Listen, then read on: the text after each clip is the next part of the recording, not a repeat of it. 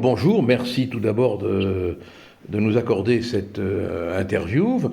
Vous êtes un personnage qui se cache derrière, qui se cache. C'est pas dit que vous vous cachez du reste, parce qu'on vous voit en photo et votre visage est très visible, hein, mais vous avez un pseudo, le Jarl, c'est ça, hein, on prononce comme ça. Hein. Exactement, on m'appelle le Jarl. Et pourquoi on vous appelle le Jarl?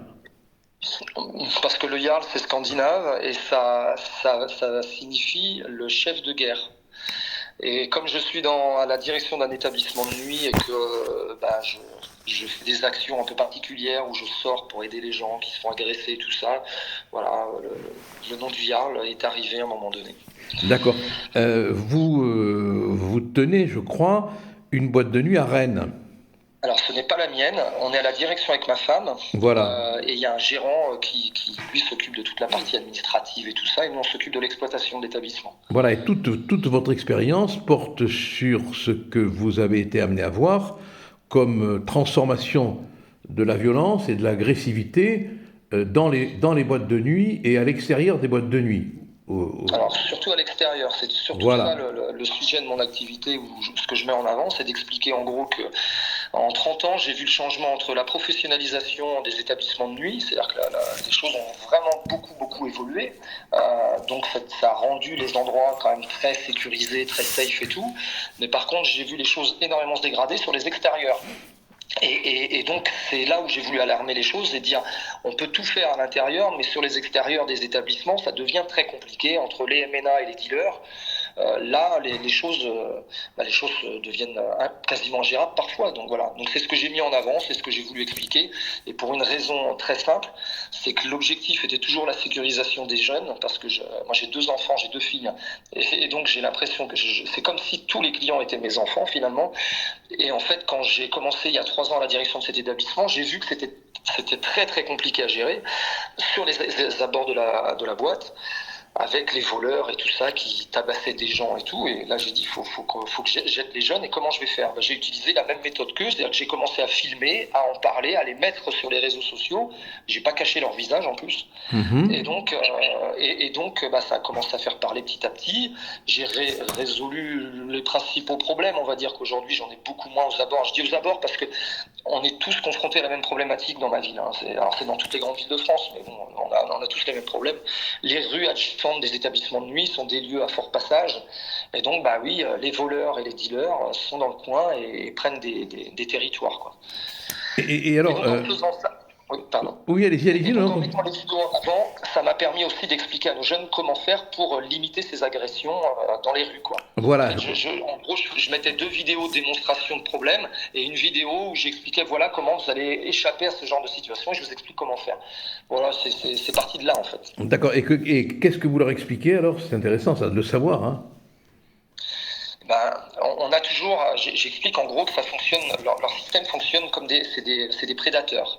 Ils organisent leur territoire. Alors ça surprend, mais il y a une vraie, c'est pas fait au hasard en fait. Ils choisissent leur secteur, ils savent où prendre la fuite, ils savent où se cacher, et ensuite, je me suis servi de ça pour dire aux gens, je vais vous donner des exemples. Aujourd'hui, dans les grandes villes, quand vous partez d'un point A à un point B et que vous savez qu'il va être tard le soir, voilà, par exemple, je parle des étudiants, parfois ils partent le jeudi soir, ils partent d'un pub pour aller à un établissement de nuit. Je leur donne des conseils. Je leur dis déjà, vous ne sortez jamais à moins de 5. C'est-à-dire que quand vous partez, 1 ou 2 ou 3, c'est trop peu. Des fois, on me dit, oh, on est 3, mais 3, c'est trop peu, parce que eux, ils sont toujours 4 ou 5. Un qui vole et 4 qui sautent sur les gars quand on n'est pas d'accord avec le vol. Ouais. Donc, donc c'est trop juste. Donc je leur ai donné des automatismes à avoir, d'ailleurs qu'ils appliquent à Rennes. À Rennes, c'est devenu un peu incroyable. Je peux plus trop traverser la ville. D'ailleurs, les gens me prennent en selfie et viennent me parler, c'est très gentil. Mais j'applique mes recommandations. Et voilà, j'explique aux filles comment se battre dans la rue, comment ne pas réagir, parce que rien que le fait de leur parler, quand AME vient de parler, rien que d'ouvrir la bouche et de leur parler, dans leur comportement, ils vont voir si vous allez avoir la faiblesse de vous faire voler, ou même ils vont pouvoir vous taper s'ils peuvent le faire. Donc le comportement gestuel et non verbal va faire que vous allez devenir une victime ou non. Donc j'ai essayé d'intéresser les gens sur ce sujet, on va dire. Oui, oui, c'est ce qui vous a rendu célèbre du reste. Mais C'est ce vous qui n'avez pas m'a eu. un peu rendu célèbre. Pardon? Oui, c'est ce qui m'a rendu un peu Eh oui, fou. oui, absolument, oui. Oui, oui. Mais vous n'avez pas eu de représailles à la suite de votre engagement?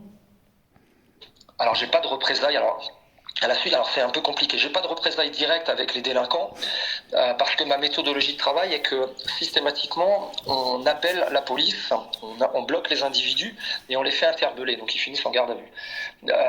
C'est très compliqué. On a tout après. On a les noms, les prénoms, on sait où ils sont. Enfin, c'est compliqué. Hein. Donc, en utilisant cette méthode, protège.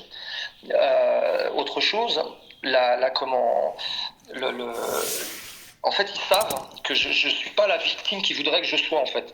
Moi, je me balade dans ma ville, vous savez que je croise des dealers, il y en a qui viennent me serrer la main, ils savent qu'il y a des règles, et ces règles-là, ils les appliquent, et à partir de là, j'ai pas de soucis, en fait. Moi, j'ai jamais, on m'emmerde jamais dans la rue, hein, jamais. Et pourtant, je les croise. J'en ai encore croisé un ce matin, un gars qu'on a fait partir de notre territoire, parce que je dis que dans ce cas-là, c'est mon territoire, et il est parti du territoire. Il l'a changé, on l'a juste déplacé, hein, faut être Oui, clair. oui, Mais en attendant, dans l'endroit où nous on est, où les gens se garent et comment peuvent aller dans les 3 établissements qui entourent cette place, on est tranquille, il vient plus parce que lui il était très violent, très brutal et il tapait dès qu'on l'empêchait de prendre un portable. en définitive, vous êtes en train de nous dire que lorsqu'il y a une autorité qui s'exprime, ils le comprennent. Ils comprennent les mêmes règles. Voilà. Donc Ouais. je le dis souvent dans mes vidéos, mais quand on a la même autorité qu'eux, avec la même force, il n'y a aucun problème en fait. Les choses rentrent dans le rang. Vous savez que même les dealers me disent la même chose. Alors, je parle souvent de choses sur les réseaux que les gens n'avaient pas compris. Ouais, et là, on en a encore parlé tout à l'heure en vidéo, donc je vous le dis. Mais vous savez que c'est compliqué parce que quand je suis arrivé, il y avait sur cette dalle-là, il y a 3 discothèques autour de cet emplacement puisque c'est un très gros parking au centre de Rennes. Donc tous les gens viennent se garer sur ce parking et ensuite se dispatchent sur les 3 gros établissements de la ville. Donc tous les clients ne viennent pas chez nous en fait. Vous voyez, c'est un gros forçage. Et ben nous on aide tout le monde en fait, on sauve tous les gens, on se pose pas la question de savoir où ils vont, s'ils vont chez nous ou ailleurs. Là l'idée c'est de pas laisser les gens dans des situations catastrophiques quoi. Et vous savez que la chose incroyable c'est que les dealers et les MNA ne s'entendent pas. Et ils sont en conflit entre eux parce qu'en fait les MNA tabassent les gens quand ils peuvent pas avoir ce qu'ils veulent, mais les dealers eux ça leur crée un problème dans leur business d'avoir des lieux de passage où ça devient dangereux pour la sécurité des gens. Donc il s'est retrouvé qu'à un moment donné, j'ai été obligé même de me servir de certains dealers où j'ai laissé des places, parce qu'au début alors j'avais 20-25 MNA sur la dalle et à peu près une dizaine de dealers, mais j'étais aussi obligé d'intervenir quand entre eux, ils se fracassaient. Ah oui. Vous voyez le spectacle. Et quand j'ai fini par comprendre que les dealers détestaient les MNA, et ben il a fallu, j'ai organisé les choses différemment. C'est-à-dire qu'après, j'ai laissé des places à 1 ou 2 dealers en disant toi et toi, tu restes. Par contre, je veux pas un seul MNA. Et dans ton deal, c'est bonsoir, bonjour, poli, correct, et le reste c'est tout. Mais les gens, ça les fait halluciner. Mais moi, je suis pas policier, moi en fait. C'est pas mon travail d'aller me battre avec tous les dealers de la ville. Moi, mon travail, c'est de faire en sorte que les gens ne se fassent pas agresser. Et alors, dans votre manière d'agir, est-ce que vous en arrivez souvent aux mains? Alors ça c'est compliqué à le dire parce que vous savez que je suis très surveillé en ce moment par les gens qui s'opposent à mon discours et donc Oui, non, mais vous êtes un disciple de Gandhi, on l'a compris, voilà, c'est tout. Ouais. Voilà. En fait, on utilise les mêmes moyens qu'eux. Si Voilà, oui, vous êtes un disciple de Gandhi, bon, ben c'est très... Voilà. Voilà. C'est pour moi, mais de toute façon, on n'a pas le choix, sinon on ne gagne pas. Oui. Et vous n'avez pas fait l'objet quand même de représailles, enfin, je sais pas, mais ils auraient pu venir foutre le bordel à l'intérieur de l'établissement, non. Non, ça c'est les recalages. Ça c'est différent. C'est pour ça qu'on a parlé de moi dernièrement parce que j'avais mis en vidéo en ligne la démonstration d'un recalage d'une équipe de Turcs et le lendemain ils sont venus et ils sont arrivés armés. La vidéo elle est impressionnante. Les gens ils m'ont dit que c'était incroyable une vidéo pareille.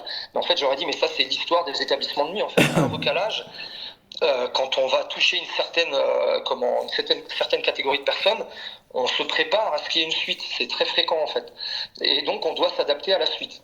Et quand on m'a parlé de Crépol et qu'on m'a dit de prendre position, j'ai expliqué les choses. Mais en réalité, ce qui s'est passé à Crépol, c'est des choses qui arrivent assez fréquemment ailleurs, dans les établissements de nuit, parce que les recalages, se passe rarement bien quand on touche une certaine communauté en fait. Oui. Donc il faut être attentif à tout ça. Et donc ça nous est arrivé par exemple cette année, je crois que c'était en mars, où on s'est retrouvé avec un groupe d'individus qui sont arrivés avec des pelles, des couteaux, des bouteilles. Il y avait un pistolet dans le lot, il y en avait un qui était armé avec une arme de poing, mais on n'a jamais su si elle tirait du gumcoin ou tirait des vraies balles. Et la vidéo parle d'elle-même, on voit ce que ça donne. Et on a réussi à les mettre en fuite. Ça a duré 42 secondes, hein, pas plus, la vidéo a fait 42 secondes. On a réussi à les mettre en fuite parce qu'on a l'habitude de ce genre de situation, on sait gérer ces moments de crise, mais ça aurait pu être dramatique. On aurait pu avoir un autre Crépol avec des gens qui finissent... par exemple, il a utilisé une pelle pour essayer de nous couper la tête, le gars. Le gars prend... Enfin, il y en a un de nous qui prend ça, on meurt, hein. Il n'y a pas de solution. Donc ça, c'est d'autres systèmes. Vous voyez, ça se partage, pour bien comprendre, M. Collard, c'est notre insécurité aujourd'hui, quand je parle de l'insécurité, elle est partagée dans plusieurs domaines. En fait, c'est pas un domaine et unique. On a, sur les établissements de nuit, on va parler des recalages, qui sont compliqués à faire, beaucoup plus compliqués qu'il y a 30 ans. Moi, ça fait 30 ans que je fais ce boulot-là. Et l'autre système de l'insécurité et des agressions, ça va être plutôt les gars qui sont sur les extérieurs, les MNA qui se baladent et qui agressent pour rien et qui, pour un portable, ils peuvent défoncer la tête d'une gamine, quoi. Oui. Et donc c'est deux choses différentes, mais moi je parle des deux choses parce qu'en réalité je vis les deux choses. Donc du coup voilà quoi. Encore la semaine dernière, on a fait interpeller un gars d'origine turque, 18 ans depuis 15 jours. Je lui refuse l'accès à l'entrée. Ils étaient 3 à la base, 3 turcs. Il y en a 2 qui partent parce que je leur dis les gars restez pas, on vous fera pas rentrer ce soir pour plein de raisons, mais je vais pas les évoquer là, on s'en fiche. Et puis il y en a un sur les 3 cavriers, il a essayé de me mettre un coup au visage, j'ai eu le temps de reculer, c'est un de mes portiers, parce que je suis à la direction de l'établissement moi. C'est un de mes portiers qui s'est mis devant, qui a pris le coup. Je suis sorti de la barrière, je l'ai mis au sol, je l'ai contrôlé au sol, et là on a été parti pour Allahu Akbar, je vais tous vous crever, sale français, vous êtes morts, enfin bref. Et là, à partir de là, comme il y avait beaucoup de gens sur les extérieurs à regarder, j'ai pas eu le choix, j'ai appelé la police, j'ai dit ne touchez à personne, parce que les gens maintenant se rebiffent, hein. Ah oui. C'est ça qui est important. Ah oui, les gens se rebiffent. Si je laisse faire, le gars il se fait tuer, hein. Ah ouais, d'accord. Là, on a Oui. des jeunes qui... Ouais. Ah ouais, les jeunes sortent et veulent nous aider. Enfin voilà, les gens en ont marre, hein. C'est ça que, à un moment donné, c'est ce que j'essaie aussi d'expliquer, c'est qu'il va falloir vite prendre des décisions parce qu'ils ne se rendent pas compte à quel point la jeune génération, les 18-25 ans là, il y a une jeune génération qui est en train de changer là, qui ont changé les connectiques du cerveau. Et donc, donc ils veulent nous aider et puis ils veulent, si on laisse faire, ils tuent le mec, hein. Ils le tuent le mec. Donc on fait venir la police, qui l'embarque et de toute façon il a même continué ses faits à la Wakbar, à la police, je vais vous crever, enfin bref, il a été embarqué. Ça c'est des situations qu'on vit fréquemment. Et qu'est-ce qu'il est devenu? Rien du tout, il est sorti le lendemain. Mais bien sûr, oui, il n'y a pas de... Oui. Rien du tout. Ça c'est mon grand dilemme. J'ai fait une vidéo la semaine dernière qui a fait énormément de vues sur les juges. Quand tout le monde me dit mais pourquoi c'est comme ça en fait? Comment on en est venu? En fait c'est l'ordre et la justice. L'ordre et la justice, rien d'autre. Tout est parti au moment où on a commencé à accepter qu'on caillasse les pompiers. Tout est parti de là. À partir du moment où on caillasse des pompiers, on n'a rien dit. Tout a été possible. Ouais, c'est pas faux. Ouais, bien dit. Tout est parti de là. Et donc, voilà, et c'est triste pour les gens. Là, on a réussi, grâce à CNews, à faire rouvrir une enquête parce que j'en ai parlé sur les réseaux, parce que ça a fait 4 ou 5 millions de vues en quelques jours. Oui, vous avez été invité par Pascal Praud, je crois, c'est ça, hein? Voilà. Et donc le PROC a réouvert l'enquête, mais sinon elle était classée sans suite le samedi soir à 18h, et moi je prenais mon premier coup de téléphone 1 heure après. Ouais, non, mais c'est lamentable. Les gars, quand ils sont sortis de la garde à vue, à 1 heure après, j'étais déjà appelé. Mais j'ai l'habitude de ça. Hein. Appelé et menacé, je suppose. Non, pas menacé parce que... Non. En fait, ils se méfient en fait de moi, et donc c'était plutôt l'inverse. C'était le Yarl. On veut pas de soucis, on reviendra pas, on veut pas de suite, on veut pas ceci. Je voudrais juste récupérer ma casquette parce que un de tes gars m'a pris ma casquette. Il avait une casquette Gucci, probablement fausse, mais il la voulait quand même. Et je lui ai dit mais tu rigoles ou quoi? T'es déjà sorti? Il me dit oui. Le procureur nous a dit que c'était juste une rixe de discothèque, et du coup on est sorti, on n'a rien. Et je lui dis mais tu te rends compte ce que tu es en train de me dire là? Vous avez défoncé 2 mecs. Je dis on arrive, si on fait pas ça vous le tuez. Et il dit oui mais non, en fait il nous a mal regardé. Je dis mais de quoi il vous a mal regardé? Je dis il n'y a pas eu un coup de donné, c'est vous qui l'avez défoncé. Enfin bref, On part dans un discours à la con et je lui dis je veux plus jamais vous revoir, il n'y aura pas de suite, je viens pas chez vous mais vous venez plus jamais nous revoir. Et puis du coup ça s'arrête à là, ça s'arrêtait à ça. Mais entre temps, il me dit dans la conversation, il me dit Wallah, moi j'ai pas touché, j'ai pas frappé le yard, je jure j'ai pas frappé Wallah. Et quand il m'a dit ça, je me suis dit putain il a dû dire la même chose à l'audition qu'il a pas frappé. Oui. Et j'ai recherché sur des caméras et il y en a une par chance qui a pu prouver qu'il a bien frappé avec un autre mec. Ouais. Et on le voit taper un gars, je l'ai mis en ligne, parce que moi je cache pas leur tête, je mets en ligne, je m'en fous. Ouais. Alors,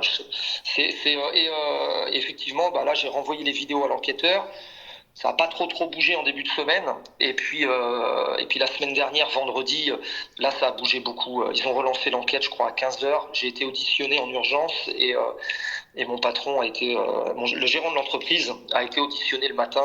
Oui, mais il a fallu entre-temps qu'il y ait l'émission de pro. Ah oui.